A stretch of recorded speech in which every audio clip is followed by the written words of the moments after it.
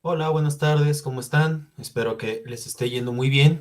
Y bueno, voy a grabar esta presentación entonces que hice para ustedes para el análisis del capítulo 20 de la obra de Hans Belting que hemos estado revisando en estas semanas, que es Imagen y Culto, ¿de acuerdo? Con este capítulo 20 terminamos el análisis de dicho texto y bueno, entonces yo les voy a presentar ahora, voy a compartir mi pantalla y será a través de una presentación en PowerPoint que estaremos analizando dicho texto, ¿de acuerdo? Muy bien, voy a compartir entonces mi pantalla.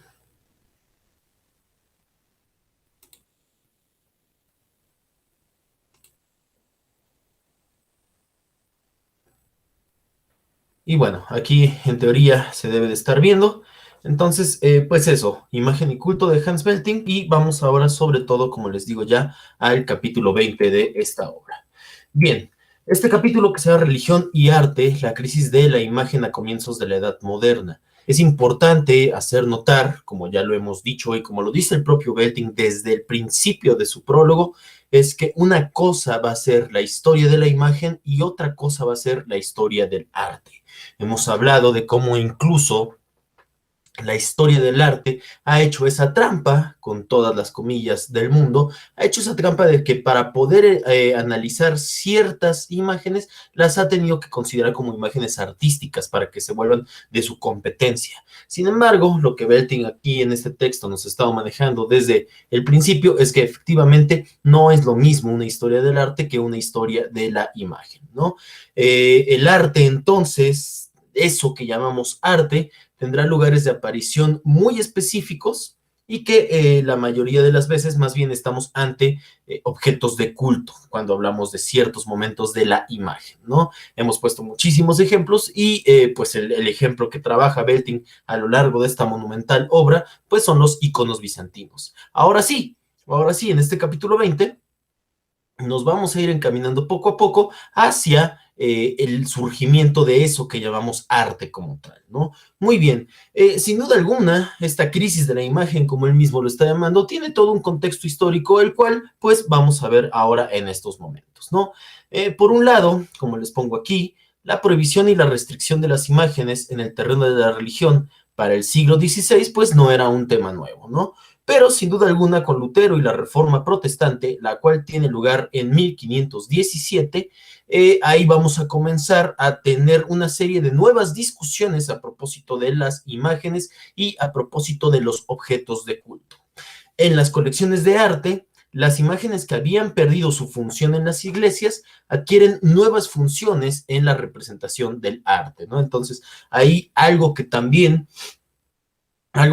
ya habíamos dicho, sin lugar a dudas, en otros momentos de la clase, es que una de las características que va a distinguir a la obra de arte frente a todo aquello que es el objeto de culto, las imágenes de culto, pues es su carácter de coleccionabilidad, ¿no? La obra de arte tiene un carácter de coleccionabilidad, es susceptible de ser coleccionada, mientras que el objeto de culto no es así, ¿no? Repito, el ejemplo que toma Belting y que ha analizado a lo largo de estos 20 capítulos, pues son los iconos bizantinos, ¿no? Muy bien, el arte no es ni admitido en la religión ni excluido de ella, pero ha dejado de ser un fenómeno verdaderamente religioso. Claro, aquí hay que contextualizar que pues ya hemos visto a lo largo de otros capítulos de esta obra de Imagen y Culto, precisamente cómo estamos entrando a un nuevo terreno en este siglo XVI, que como decimos, no, los procesos históricos no se dan de la noche a la mañana. Entonces, cuando hablamos del siglo XVI, donde estamos situando la Reforma Protestante, es uno de los momentos que ahí nos aparece con una serie de cambios y de divisiones, pero sin lugar a dudas, pues este proceso ya había tenido varios antecedentes, como es, por ejemplo, el Giotto y como es, por ejemplo, el Duccio también, ¿no? Estos dos personajes, sobre todo Giotto, más que Duccio, sobre todo Giotto, según Vasari, es decir, según buena parte de la historiografía del arte, sobre todo Giotto va a ser ese momento de cambio entre un arte medieval y un arte de lo que posteriormente se conocerá como el Renacimiento, ¿no? Entonces, sobre todo Giotto, ahí en el siglo XIV, ahora no, creo que estoy confundiendo fechas. El Giotto es el Trecento, entonces debe ser los 1300. No, no es el 14, que sería el 480, sino que incluso antes encontramos a Giotto en el Trecento, en lo que será pues los años de 1300, ¿no? Entonces ahí es donde vamos a estar encontrando a Giotto y posteriormente, ahora sí, vendrá esta Rinascita, como la menciona el propio Vasari, este renacimiento que sobre todo va a abarcar el 480 y el 580, ¿no? Pero bueno, ahí solo quería mencionar como no es que de la noche a la mañana la reforma protestante viene a poner a la imagen en crisis, sino que, como repito, hay un proceso que se ha venido dando en ciertos momentos, en ciertas localidades, y que, pues como lo pongo aquí, sin lugar a dudas, va a ser la reforma protestante la que de nueva cuenta pone sobre la mesa una serie de cuestiones, ¿no? Aquí dice Belting, ¿qué había que entender por arte? Requería una fundamentación porque no existía ni había hecho falta ninguna previa, excepto en los textos de la antigüedad. La nueva pintura exigía una hermenéutica del arte que hasta entonces solo se había aplicado a los textos literarios. Las imágenes encuentran su lugar en el templo del arte y su verdadera época en la historia del arte. La pintura no quiere solo entenderse como poetización de un tema, sino también como contribución al desarrollo del arte, ¿no? Y más adelante, en la misma página de Belting nos dice, la crítica de las imágenes no era un tema nuevo de la Reforma, como ya lo he dicho ahora, ¿no?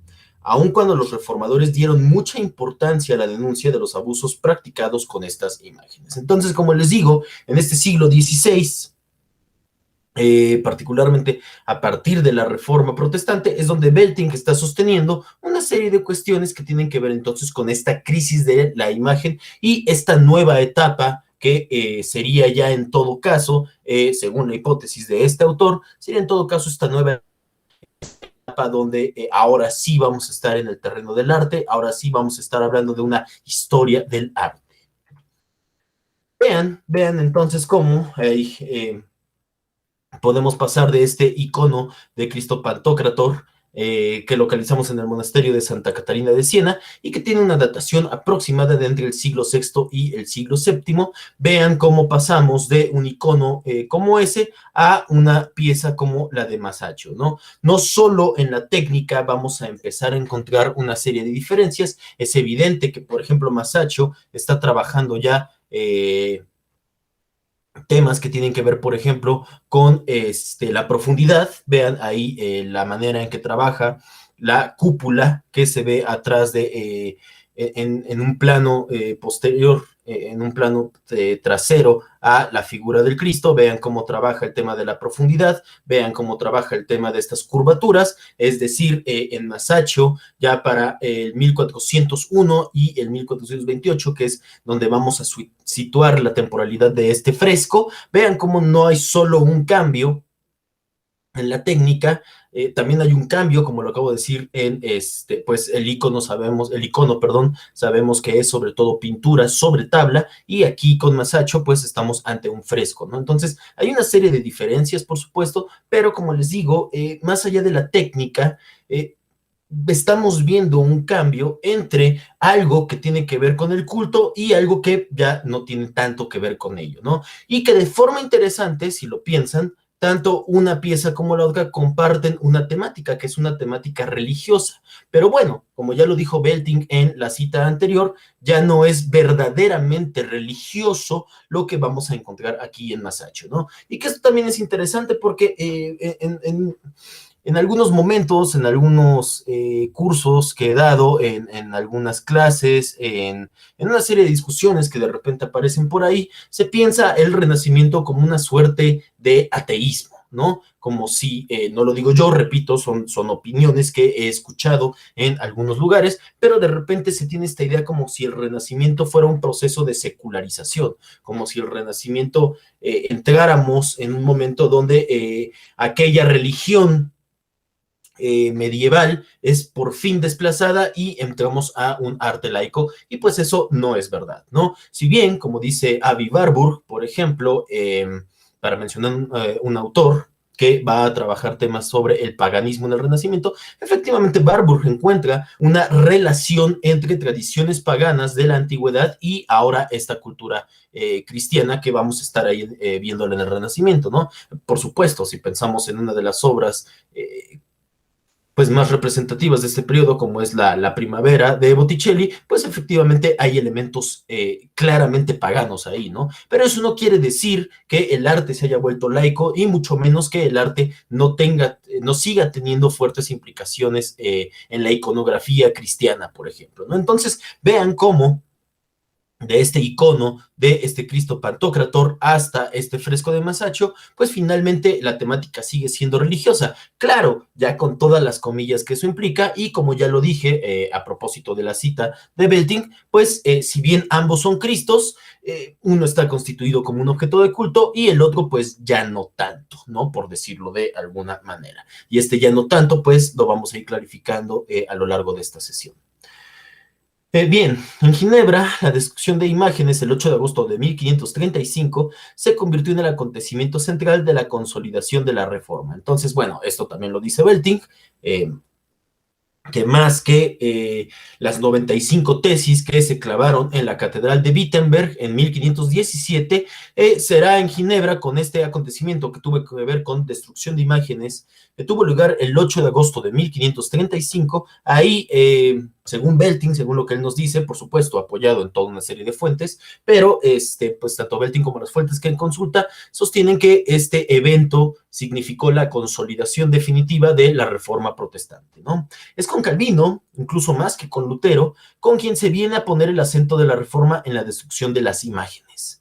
Para los calvinistas, la negación de las imágenes al interior del cristianismo como objetos de culto era otra forma de negar la autoridad papal. De hecho, Calvino hablaba de la idolatría papal, ¿no? Entonces, sí, Lutero no estaba de acuerdo con la utilización de imágenes, eso hay que decirlo, y por supuesto que viene de tiene el sustento bíblico donde en el Antiguo Testamento pues se prohíbe la idolatría, se prohíbe la adoración de las imágenes. Pero Lutero no fue tan radical como Calvino, ni en ese aspecto, ni en muchos otros, ¿verdad? Pero bueno, Calvino sí lleva esta idea de la destrucción de las imágenes, de no adorar imágenes, hasta el siguiente paso, y que bueno, esto que también era una discusión religiosa, por supuesto que en el fondo, como toda la reforma protestante en general, en el fondo también escondía una serie de conflictos políticos, y que en última instancia la reforma protestante tenía esta idea de negar la autoridad papal, ¿no? Dice Belting, por un lado, se trataba de demostrar la falta de poder de las imágenes, a las que siempre se las había atribuido mucho. Por otro, también se quería desenmascarar a las antiguas instituciones, especialmente a la Iglesia romana, que habían pretendido ejercer su poder sobre las personas mediante estas imágenes inoperantes, ¿no? Entonces, bueno, ahí lo que la Reforma Protestante intentó fue decir, hey, vean, estas imágenes a las que se les ha rendido culto en realidad pueden ser destruidas y no pasa absolutamente nada. Si destruimos imágenes y no pasa absolutamente nada, significa que estas imágenes nunca tuvieron poder, ¿no? Son inoperantes, como lo está poniendo ahí abajo la cita. Entonces, como les digo, estas querellas de índole religiosa, pues por supuesto que también escondían en el fondo toda una cuestión política, y que ahí con Calvino entonces sí vamos a llegar a la radicalización de la idea de la destrucción de las imágenes. Aquí les pongo la Iglesia de Todos los Santos en Wittenberg, que es donde Lutero clava las 95 tesis. Entonces, pues bueno, ahí tienen una perspectiva actual de esta Iglesia de Todos los Santos, que pues ya les digo, por lo que aconteció ahí en 1517, pues es una pieza importante de la historia de Occidente. Frente a la Iglesia romana, continúa Belting, contra la que se dirigía esta destrucción, Los iniciadores se justificaban con la sátira en imágenes y palabras de los libelos ilustrados. La mejor manera de desenmascarar el error de Roma era denunciando el culto a las imágenes y las reliquias como un retroceso al paganismo, ¿no? Entonces, bueno, esta estrategia que Calvino y posteriormente los calvinistas idearon tenía que ver con como les digo, el no aceptar la autoridad papal, ¿no? Y que mucho de ello, pues por supuesto que tenía que ver con el culto a las imágenes. Como ya lo dijimos, esta discusión entre iconolatría e iconoclastía no se resolvió en términos de blanco o negro, de adoración o prohibición, de sis o de nos. Esta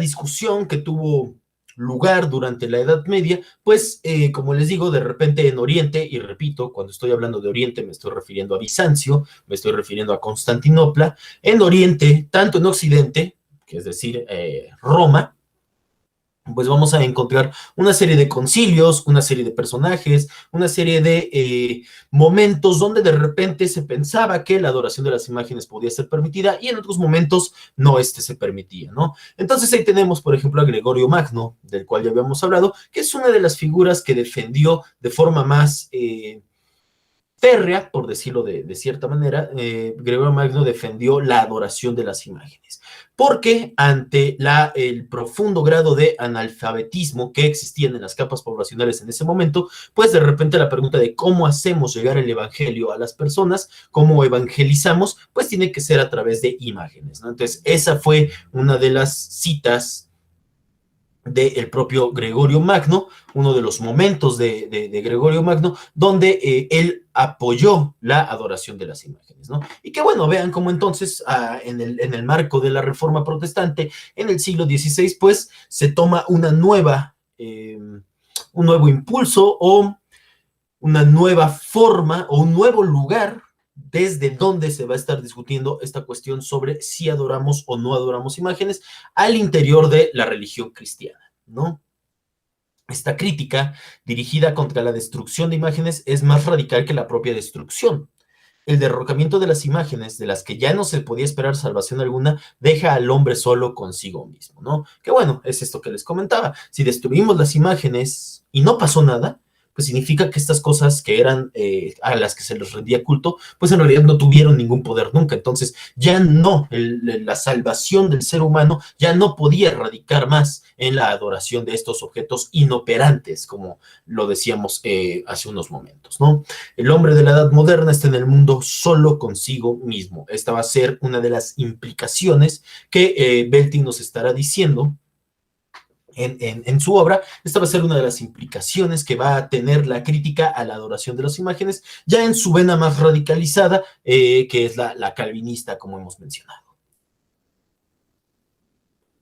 Los seres humanos pueden inventar sus imágenes, pero estas no indican nada más que la verdad que él mismo les quiera conceder. Y guarden muy bien esto último que acabo de decir, bueno, no lo digo yo, esto último que acabo de leer sobre Belting, porque esto también va a tener que ver con la producción de las obras de arte, ahora sí arte como tal. Esto último que acabo de leer de Belting tendrá mucho que ver a la hora de pensar la obra de arte que estamos ya a punto de entregar a ese periodo, ¿no? Repito, no quiero decir que es una cuestión de la noche a la mañana, no quiero decir que antes de la Reforma Protestante este proceso no se había echado a andar. Ya hablé del Giotto, por ejemplo, ¿no? Entonces ahí ya hay un cambio que está aconteciendo, pero pues la cuestión de la teorización de estas nuevas imágenes, entendidas como piezas de artes, pues ya lo dijo el propio Belting, no existía, porque antes no eran obras artísticas, sino que estamos ante objetos de culto. Repito, estamos hablando sobre todo de los iconos bizantinos. Vean entonces cómo aquí hay un icono de el Duccio, la Madonna di Crevole, y vemos claramente ahí entonces todo el estilo que conocemos de estos iconos orientales, de estos iconos bizantinos, de esta tradición. Entonces vemos ahí los colores, vemos el posicionamiento, vemos el tema de una María, que no es la María Teótocos, Recuerden que la María Teotokos es una María que está sirviéndole de trono a el niño Jesús, y aquí más bien estos son otro tipo de iconos donde se exalta más la maternidad y el cariño de la Virgen hacia el niño, ¿no? Entonces, no es una Teotokos, es otro tipo de María, donde, repito, la maternidad, el sentimiento, el amor está exaltado. Y pues ahí vemos, como les digo, los elementos característicos de esta tradición de los iconos, ¿no? Vean la fecha, 1280. Vean el lugar de producción, Siena, es decir, estamos aventados hacia el lado oriental del mundo, y repito de nueva cuenta, cuando hablamos de Oriente me estoy refiriendo a, sobre todo, a Bizancio, sobre todo a Constantinopla, ¿no? Y que bueno, ahí estos puertos italianos van a ser de mucha importancia, porque pues efectivamente, como ya lo hemos dicho, la propia Venecia, va a ser una ciudad que, gracias a que es una ciudad portuaria, va a tener un momento muy importante de intercambio comercial con esta parte más oriental, donde vamos a encontrar a Bizancio, a Constantinopla, que está pegado más de este lado, ¿no? Y que efectivamente, entonces, como les digo, ahí estos lugares van a tener una relación muy estrecha, una relación muy importante, sí, claro, en términos comerciales, como ya lo dije, pero en consecuencia también en términos artísticos y culturales, ¿no? Todo pegándonos hacia la parte más oriental del mundo en esos momentos, donde también vamos a encontrar, por ejemplo, a lo que hoy en día es Rusia, ¿no? Y donde sabemos que también, pues ahí fue uno de los lugares más importantes del desarrollo de esta tradición de los iconos, ¿no? Entonces, vean cómo todo, ya para estos momentos, este contexto del que estamos hablando ya con Duccio, es decir, del siglo XIII, pues vean ya entonces cómo estas cuestiones están tomando una importancia, y que sobre todo las vamos a encontrar más claras, más evidentes estas relaciones ya para la época del Renacimiento, donde pues sin lugar a dudas ya la península itálica, particularmente Florencia, pues sabemos que va a tener ahí unos varios de los artistas más importantes de esta Rinachita, de la cual nos habla el propio Vasari, ¿no? De este renacimiento del cual hemos hablado. Pero bueno, ahí tenemos este icono de Duccio, y vean cómo, si lo comparamos con un texto, no un texto, no, una pintura, perdón, ya del 16, ya de el Cinquecento, principios del Cinquecento, ahí tenemos la Madonna del Prato de Giovanni Bellini, ¿no? De nueva cuenta, comparen estas obras, piensen que la de la izquierda es un objeto de culto, y vean cómo el tema sigue siendo religioso, vean cómo se sigue trabajando la relación entre la Virgen y el niño, vean cómo pues la temática sigue siendo de alguna manera religiosa, y de nueva cuenta hay que ponerle ya comillas, hay que tratar ya con pinzas esto de el tema religioso ya para épocas del Renacimiento, porque efectivamente ya no estamos ante objetos de culto, ¿no?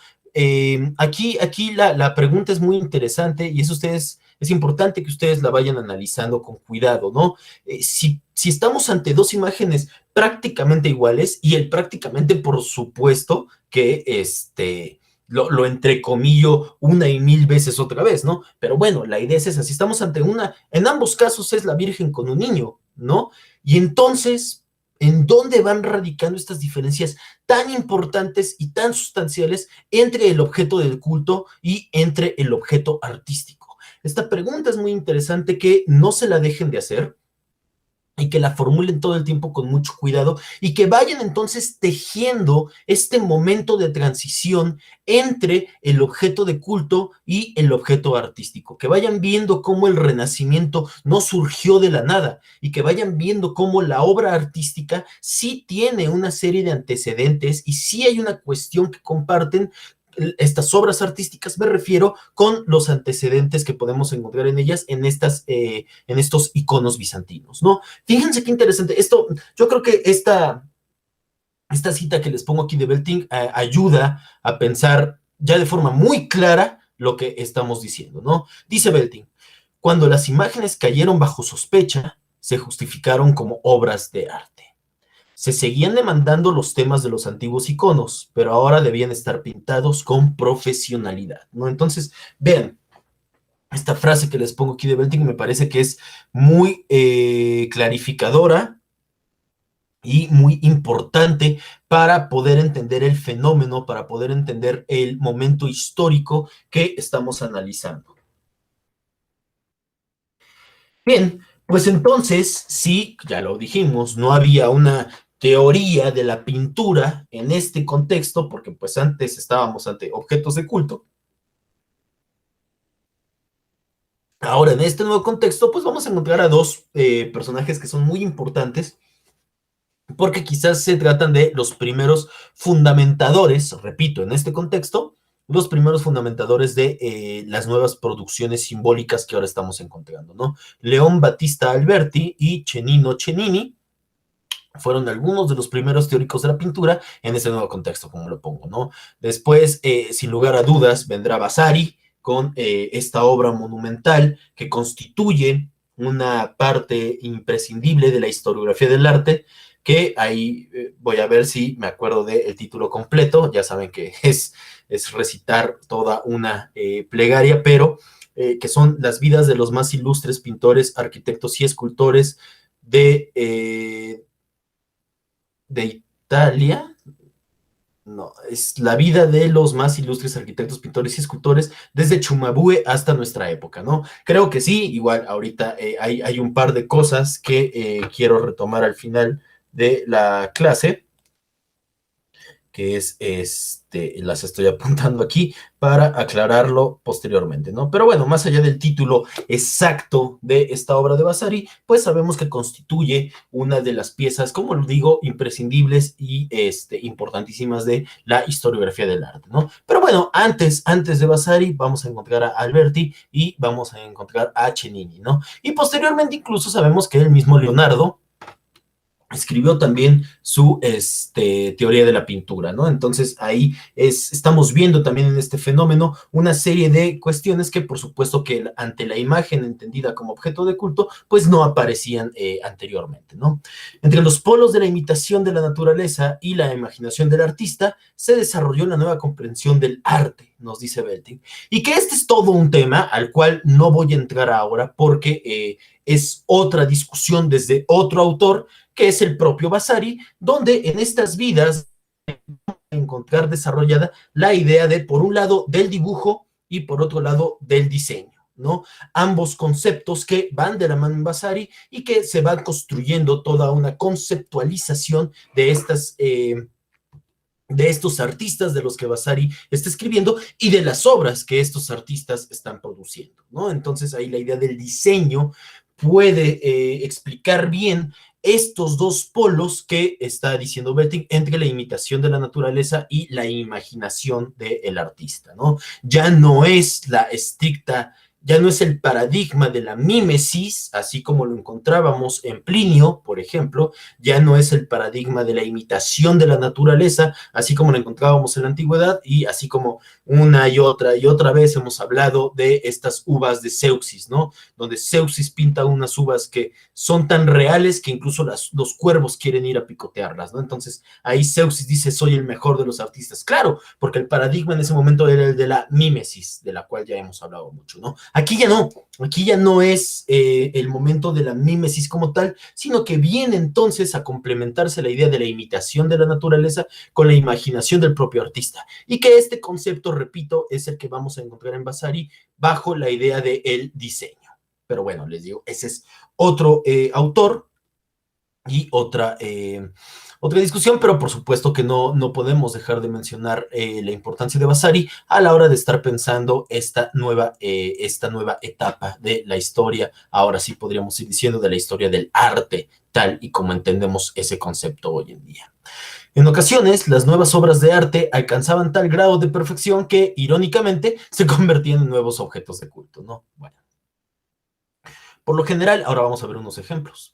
Por lo general, los historiadores del arte no han prestado atención a este proceso, o bien pasan por alto la crisis de la imagen que aquí se desarrolla, o interpretan la aparición de la nueva concepción de la imagen simplemente como una hora cero de la verdadera historia del arte, ¿no? O sea, esta hora cero sería pensar de nueva cuenta algo así como un espontaneísmo, ¿no? Donde de la noche a la mañana la obra de arte apareció ahí ahora sí que por obra de magia, ¿no? Y lo que está diciendo Belting es no, precisamente lo que yo estoy desarrollando, dice Belting, es la historia de esta crisis de la imagen que comienza entonces a producir una serie de otras cuestiones. Los artistas tuvieron que hacer frente a las exigencias de una fundamentación completamente nueva si querían concebir la imagen como un producto estético. La imagen se convirtió en objeto de reflexión tan pronto como exigió al observador que no tomara la representación al pie de la letra, sino que, sobre todo, buscara en la obra la idea artística. ¿Recuerdan lo que se les había dicho?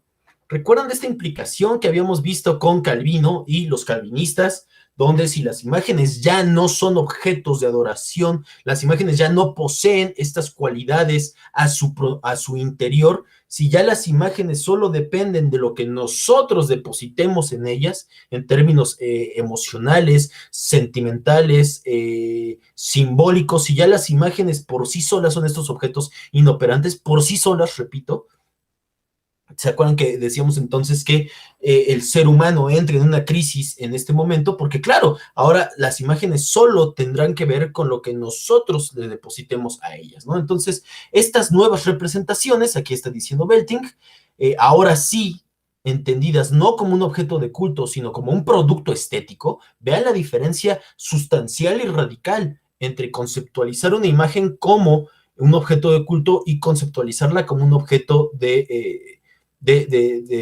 producción y de relación con un goce estético, ¿no? Vean la forma tan distinta de conceptualizar un objeto, ya sea una virgen en un icono y una virgen, y la virgen de Bellini que vimos, pues aún una es un objeto de culto y la otra ya está ahí para algo del orden de un goce estético, como lo digo, ¿no? Entonces, vean qué interesante este cambio y que finalmente entonces lo que nos está diciendo Belting es un poco de lo que hablábamos sobre esta consecuencia que tuvo la radicalización de la prohibición y la destrucción de las imágenes que encontramos con Calvino y los calvinistas, ¿no? Donde entonces ya solo será cuestión de nosotros interpretar lo que nosotros pensamos sobre esos objetos ahora ya no de culto, sino ahora artísticos.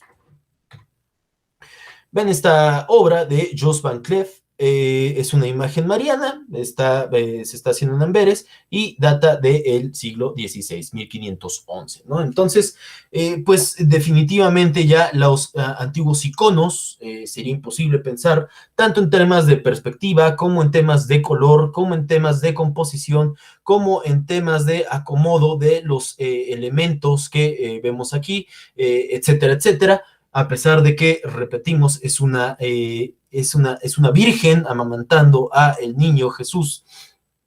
A pesar de que el tema, como ya dijimos, es religioso, pues definitivamente ya estamos lejos del icono bizantino, del icono ortodoxo, de los iconos orientales que encontrábamos en la Edad Media, ¿no? Entonces, incluso vean un factor interesante que nos habla de la profunda carga sensual de esta obra, pues es la fruta y el vino que encontramos en un primerísimo plano, ¿no? Ahí vean, entonces estamos ante una imagen donde la Virgen amamanta a el niño, pero en un primer plano vemos incluso toda esta serie de frutas, esta serie de elementos que remiten a una sensualidad, ¿no? Esto me recuerda mucho a un artículo de Alenka Supančič, esta filósofa psicoanalista eslovena, que en un texto que, si mal no recuerdo, se llama, ya ven que hoy no ando muy atinado con los títulos, entonces déjenme ver, se llama La sexualidad dentro de los límites de la mera razón, si mal no recuerdo,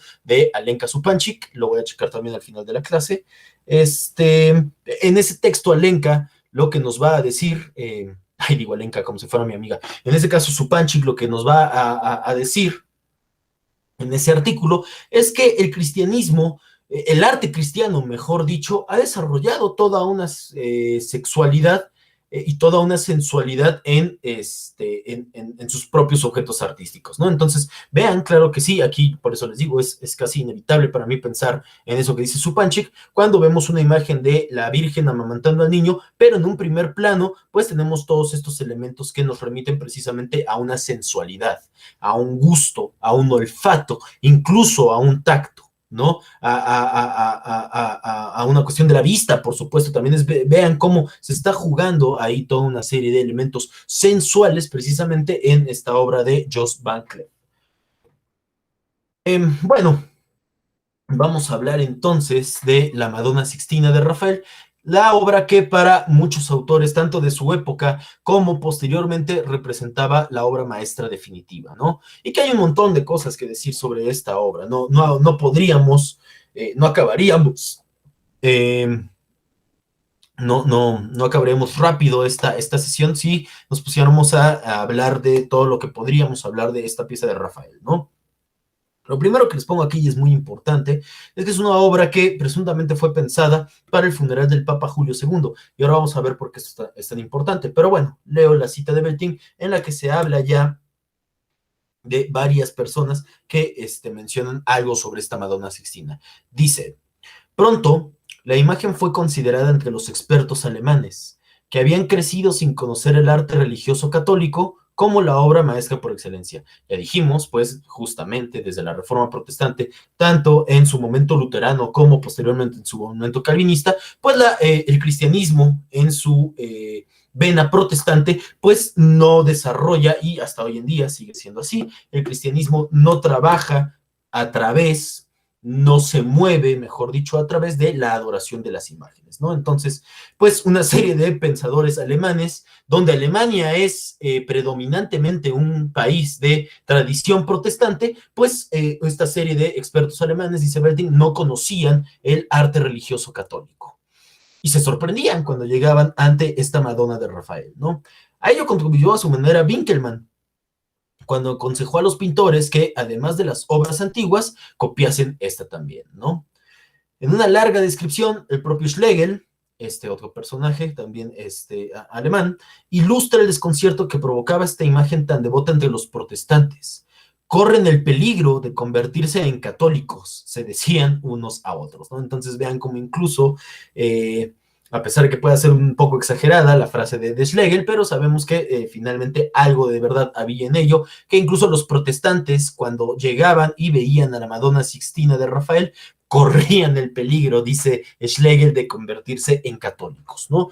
Bien, hay una serie de elementos importantes de esta Madonna, como lo mencionaba, pero ahora quiero detenerme en dos. Primero, el detalle de los angelitos que vemos ahí abajo, pues es uno de los... es una de las representaciones más difundidas de la historia del arte, ¿no? La otra vez, bueno, no la otra vez porque ahora andamos en pandemia, pero ya hace un par de años iba yo incluso fui a una cantina en el centro histórico de la Ciudad de México y hasta en la cantina estaban estos angelitos que forman parte de la Madonna Sixtina, ¿no? Entonces, probablemente también todos tengamos un tío, una tía, un abuelito, una abuelita que en su casa también tengan estos angelitos, que como les digo, curiosamente son más conocidos estos angelitos que están en la parte inferior de esta obra de Rafael que la obra como tal, ¿no? Entonces, estos dos personajes que están ahí, como repito, en la parte inferior de esta obra, pues son una de las representaciones más difundidas de la historia del arte como tal, ¿no? Que de nuevo, cuando lo digo, es interesante que se trate del detalle de una obra y no de la obra en su totalidad, ¿no? Pero bueno, más allá de eso, el segundo detalle que quería mencionar es que desgraciadamente no se aprecia muy bien aquí, pero les pido que ustedes vayan y que ustedes entonces reparen en los detalles que les voy a mencionar. Primero, los angelitos están recostados sobre una balaustrada de madera. Ahí, cuando les digo ustedes, cuando puedan ir a esta cuestión ya por su cuenta, dense cuenta que están acostados, están recargados, mejor dicho, sobre una superficie de madera. Y vean que en la esquina inferior izquierda de la obra encontramos una tiara papal. Esto es muy importante porque lo que hizo Rafael, y en ese sentido es que esta Madonna Sixtina ha hecho que corran ríos de tinta a lo largo de la historia del arte. Lo que hizo Rafael fue que combinó su obra pictórica, que es la que estamos viendo, con los elementos que estaban ya más allá del cuadro. Es decir, tanto la tiara papal que aparece ahí y que otra vez sabemos que estuvo esta obra pensada para el funeral del Papa Julio II, como la balaustrada sobre la que reposan estas figuras que hemos mencionado, ya formaban parte, es decir, la balaustrada se anuncia en los límites de la representación pictórica porque donde se colocó la obra, esta pieza de Rafael donde estaba colocada, combinaba ya entonces la balaustrada en los límites de la pintura con la balaustrada real sobre la que la obra estuvo colocada, ¿no? Entonces, esta es una de las cuestiones que le ha volado la cabeza, por supuesto, a una serie de investigadores y de estudiosos del arte a lo largo de la historia, y que entonces ahí vamos a ver que Rafael está combinando ya lo estrictamente pictórico, su obra como tal, con el espacio en el que iba a ser colocada, ¿no? Y el otro detalle muy importante, que es interesante porque también la mayoría de las veces pregunto en cursos, pregunto en clases, pregunto en exposiciones y poca gente repara en el detalle de las cortinas, ¿no? ¿Por qué Rafael? ¿Por qué hizo esto Rafael de poner las cortinas ahí? ¿Por qué, qué quiso darnos a entender o qué es lo que estamos, ante qué nos estamos encontrando con este detalle de las cortinas que Rafael puso al interior de su propia obra, ¿no? Bueno, sobre las cortinas, más adelante vamos a ver lo que nos dice Belting, pero ahora no quería dejar de mencionarlo, ¿no? Entonces, ahí hay toda una serie de cuestiones, toda una serie de elementos que vale la pena pensar a propósito de esta Madonna Sistina de Rafael. Belting, un vistazo a la Madonna Sixtina resulta muy instructivo para percibir el nuevo estado de cosas en la era de la Reforma Católica. Claro, recuerden que vino la Reforma Protestante con Lutero, con Calvino, con Münzer, con toda una serie de personajes, y después encontramos lo que se llamó la Contrarreforma, que fue la respuesta del catolicismo, de la institución católica, fue la respuesta a esta reforma protestante, ¿no? Contrarreforma que va a estar sobre todo representada por el célebre Concilio de Trento, ¿no? Entonces, a partir del Concilio de Trento, que como ya les dije, es la respuesta de la Iglesia Católica a la Reforma Protestante, pues van a venir toda una serie de implicaciones de nueva cuenta, ¿no? Rafael niega la existencia física de un ejemplar concreto que pueda tener una historia y exigir un culto como objeto. Las cortinas, aquí vamos con este tema de las cortinas están abiertas ante una visión que hace visible tanto la idea de lo divino como la idea de la belleza, simbolizadas en la perfección artística. Es decir, la obra de arte está desdoblada, por decirlo de alguna manera, en este momento, porque sí guarda un carácter religioso, como ya lo hemos dicho, pero indudablemente ya está tratando temas de esa otra categoría que es la belleza, ¿no?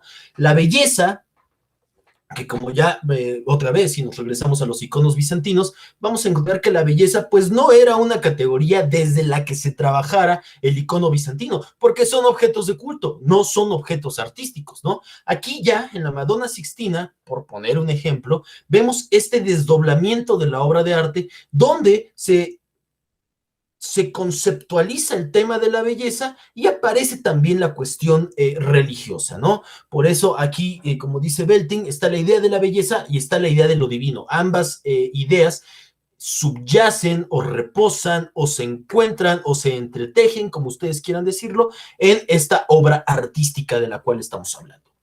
Las cortinas subrayan la ausencia de la imagen acostumbrada, ocupan el lugar de lo que debían cubrir y aunque se trate de un sucedáneo pintado, son la única huella física que queda del culto cosificado de la imagen. Es decir, vean que piensen ese detalle de las cortinas, y que otra vez digo es muy interesante, piensen que entonces lo que Rafael de alguna u otra manera está plasmando ahí es efectivamente que estamos ante una pieza, ante una producción, ante una obra humana, ¿no?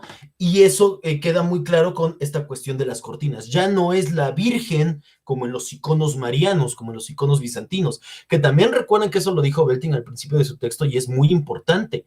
Para el culto de una imagen era importante pensar en la génesis sobrenatural de esa imagen. Y ahí tenemos, por ejemplo, el manto de la Verónica, por ejemplo, ¿no?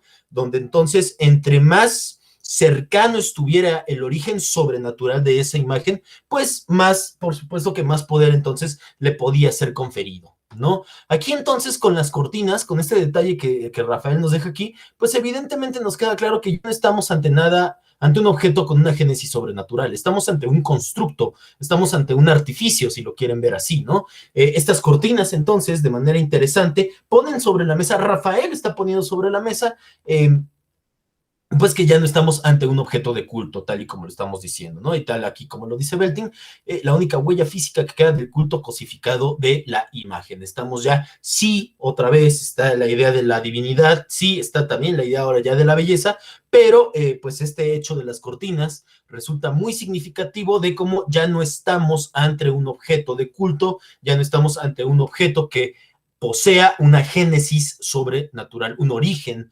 sobrenatural o milagroso, ya definitivamente no estamos ante eso. Sin embargo, dice Belting, la concepción dualista de la imagen se convierte en una característica general de la era del arte. Bueno, lo que les estoy comentando. Con ello se cierra la historización de la antigua imagen de culto.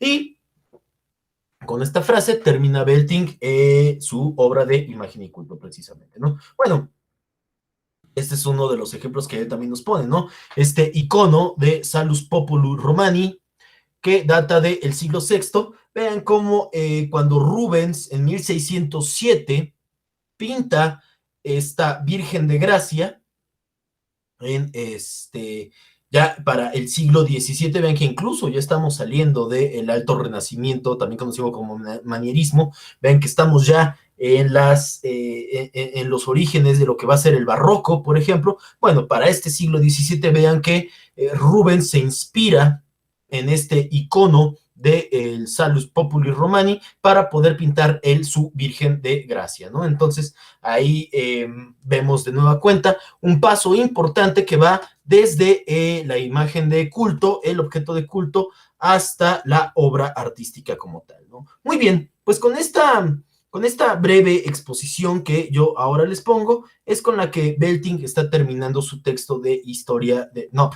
su texto de imagen y culto, ¿no? Voy con dos cosas que quedaron pendiente, que una me equivoqué, la corregí, pero no quiero que haya ningún tipo de error, que es Giotto, y efectivamente, Giotto es del Truecento, él fallece en 1337, entonces estamos hablando del siglo XIV, ¿no? Entonces, primero lo había dicho mal, pero ya después corregí, y efectivamente, Giotto está situado en el siglo XIV, lo que conocemos, ya lo digo, como el Truecento, ¿no? Y sobre las vidas de Vasari, que ahí estoy seguro que me faltó una palabra. Sí, solo me faltó una palabra porque el texto se llama Las vidas de los más excelentes arquitectos, pintores y escultores italianos desde Cimabue a nuestros tiempos, ¿no? Entonces, solo esta cuestión de que son italianos, y que eso es muy importante, ¿eh? Eso es muy importante, es una palabrita, pero tiene su peso específico en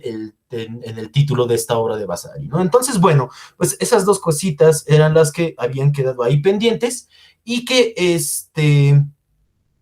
pues que no quería dejar de trabajar aquí, ¿no? Como verán, entonces, se trata de una exposición breve, la que yo ahora les preparé, pero que me parece que sintetiza buena parte de lo que me